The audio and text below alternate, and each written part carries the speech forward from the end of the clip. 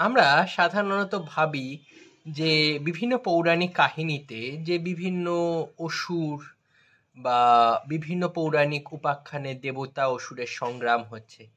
আসলে অসুরটা কে? যদি প্র্যাকটিক্যালি দেখা যায়, অসুরটা কে বা দেবতাই বা কারা? আর এখনো কি অসুর বাস্তবে আছে? পুরাণ হিসাবে বাস্তবে কি আছে?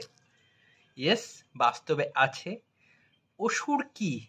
অসুরটা হচ্ছে আমাদের মনের বিভিন্ন যে কামনা, বাসনা, লোভ, হিংসা, দ্বেষ, আমাদের ষড়রিপু, পঞ্চ ইন্দ্রিয়ের মাধ্যমে যে আমরা ষড়রিপুকে জাগ্রত করছি সবসময়। বিভিন্ন জিনিস আমাদের বাইরের জিনিস আমাদের মনকে বিচলিত করছে, বিচলিত যে হচ্ছি, লোভ হচ্ছে, এই সমস্ত কিছুই তো এক একটা অসুর।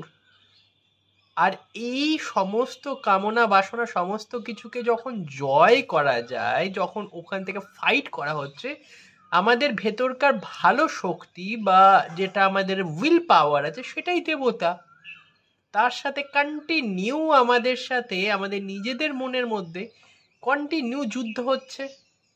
সেই যুদ্ধটাই তো পৌরাণিক যুদ্ধটাই আমাদের সত্যিকালের লাইফের সাথে যুদ্ধ।